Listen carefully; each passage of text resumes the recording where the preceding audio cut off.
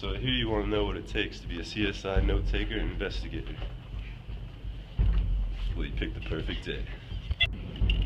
The goal of crime scene documentation is to create a visual record that will allow the forensics lab and the attorneys to easily recreate an accurate view of the scene.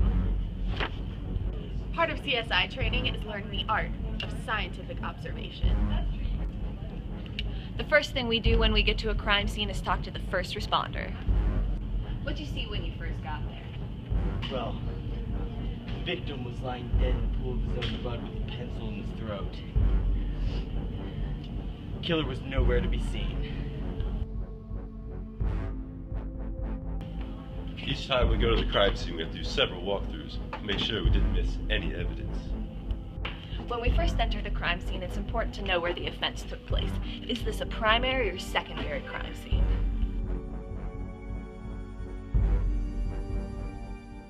For all we know, the lack of blood spatter around the wound site could mean that this is a secondary crime scene.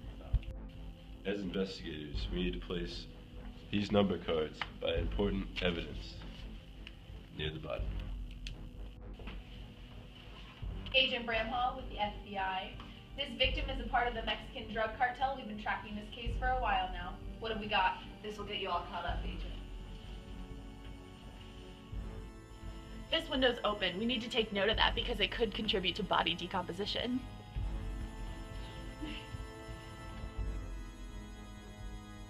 Our team has collected DNA samples from this keyboard that could give us a lead to a possible killer.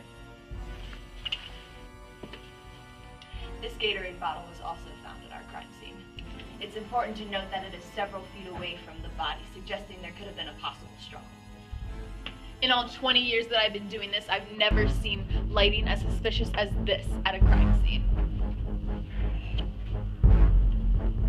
One of the most important parts of our job is speaking with the eyewitnesses and people who reported the crime. So our first person to talk to is Miss Chestnut. So what exactly happened this morning?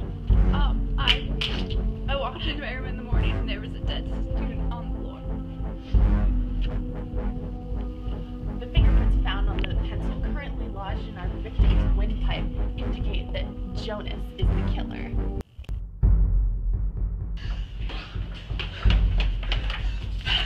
I've just received a search warrant to search Jonas Carball's locker.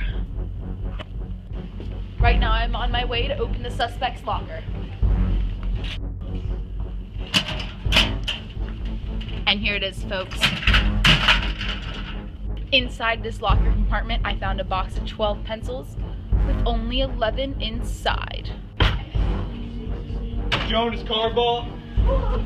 Everyone hands up!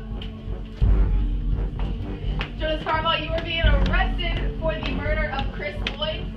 You have the right to remain silent. Anything you say can and will be used against you in the court of law. If you cannot afford an attorney, one will be appointed for you. Do you understand your rights as they have been read to you? Yes, ma'am.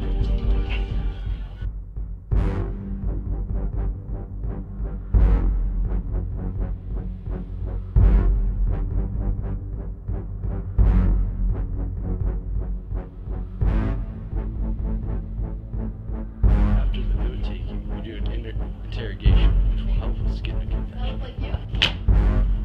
So Jonas, tell me, what were you doing yesterday at the time of 8 o'clock in the morning? I plead the fifth. I don't give a darn what you plead. Did you do it? Yes, I did it.